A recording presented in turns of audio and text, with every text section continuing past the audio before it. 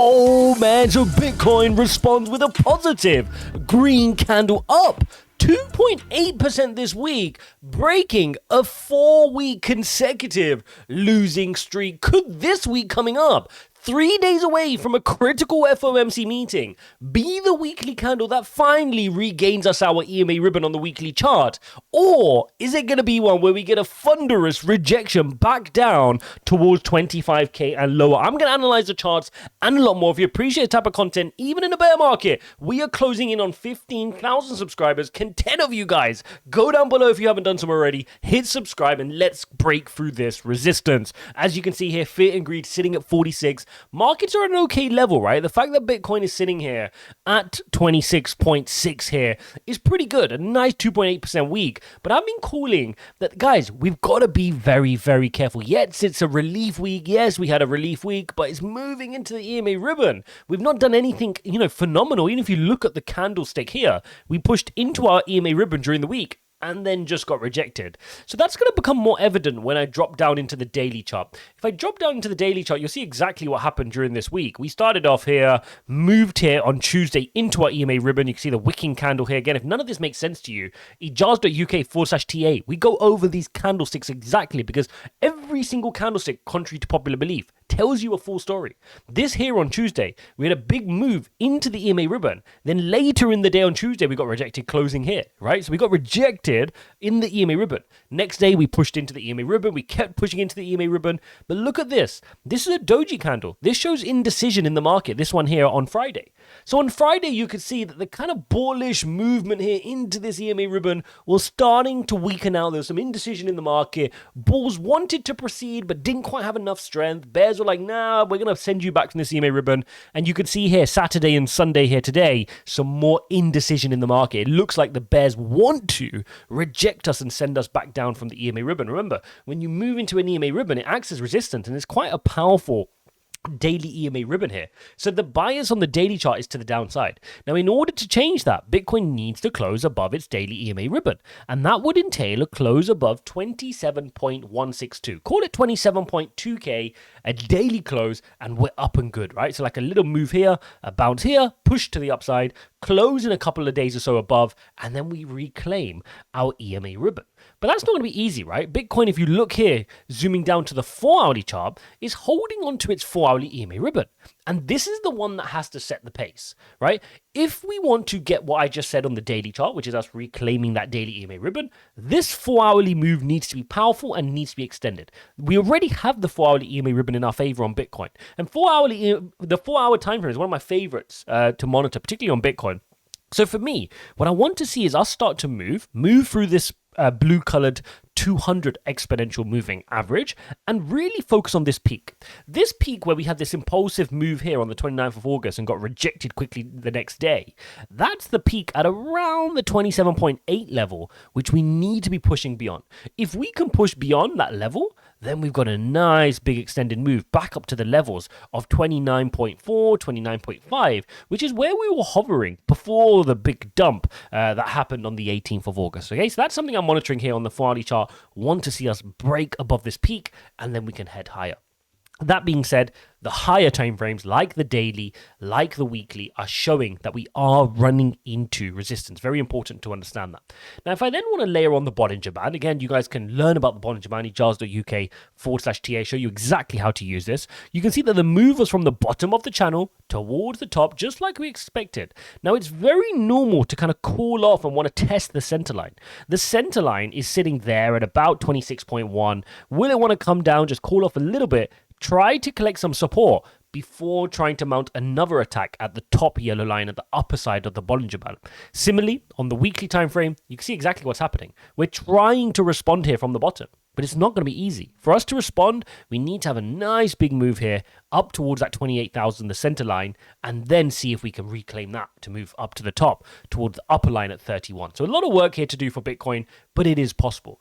Don't forget, I've also shared with you guys the big scary M pattern, right? This M pattern continues to be visible on the charts. Let me just get a quick highlighter out and show you guys. This is the double top reversal pattern, which I'm worried for. But the fact that we've had such a positive week here shows a nice bounce away from the neckline. The neckline was at 24.8. When we came down, if you see that candlestick there, that one there was at 24.8 where it wicked down to. Similarly, we wicked down to 24.8 here a couple of weeks ago. But now we're getting a bounce. That's good. The only thing now is when we bounce here, it's critically important that when we bounce, we go above the greater wicks. And the greater wicks here at the peaks where we got rejected were about 32,000. Right, 32,000 was where we were pretty much getting rejected. So if you want to look at those levels, that where we got rejected here and we got rejected here, we have to go above those levels, create what is known as a higher high, then we can be relieved, because then we can do something like this and create a nice upward trend, higher highs, higher lows. If we are unable to do that, the problem is if we have just an impulse move here, we could just be doing this and then curling back over again. Right? Because if you look at this blue channel here, let me just extend this blue channel here and just show you. So if I extend this blue channel like so, all we could be doing is having a little bit of a relief rally up into here and then just retesting to the backside and then continuing our downward trend to play out our price targets, okay? Because remember, the breakdown from this channel, the first price target is 24.8, the next one brings you to 20,000, and then the final one at the bottom of the channel brings you down to that 16.2. I've said that for the last few weeks here. So what we need to make sure is that if we are seriously bouncing, one, we reclaim the EMA ribbon that I was talking about. That's going to be a first step. And two, we stay above it and get it past 32. The next big move we have on Bitcoin has to get us past 32. We cannot just go to 32 and get rejected again. Like I do not want to see anything like here coming back down for a triple top, right? Because then you have 1 attempt, 2 attempts, 3 attempts, and then falling. That's no good. Remember, also, even this is not good, right? We do not want to see this because this, like this, is known as an Adam and Eve type pattern. You don't want to see that, okay? That's, again, lower lows. We do not want to see anything like that. So when we move here, if we are moving on the weekly chart, it's got to be a big extended move, get past 32, and then it can call off a little bit, come back down, and then we've got to rotate back up. So a lot of work for Bitcoin to do here. It's not going to be easy, and that's the path that we need to have for the bullish situation. Otherwise, if we do get rejected from the EMA ribbon, then you've got to understand that this could just be us just doing this and going back down again, okay? And that's why I continue to get ready for lower price points. Now, what are the catalysts that can decide this either way? We've got a critical one coming up, right? We've got the FOMC meeting on September the 20th. That is Wednesday in 3 days' time, okay? And the market, despite a slightly hotter CPI headline figure, despite a slightly hotter PPI figure, continues to remain steadfast that we're going to get a pause. 98% of the market are pricing in a pause on Wednesday. Now, two things can happen here. Either we don't get a pause and Jerome Powell rug pulls us, going to be devastation. If Jerome Powell comes out and does 25 basis points on Wednesday, this market is not prepared for it. Unless they change something between now and Wednesday and the market goes red between now and Wednesday, they have not priced in any pain for Wednesday. Okay? So if he comes out and rug pulls us, very, very painful. If he does pause, I don't see massive upside because the market's priced in the upside, right? So the only way we're going to get upside on Wednesday, which we will stream live together, guys, make sure you're subscribed, then the only way we're going to see that upside is if he comes out and says positive things, if he comes out dovish.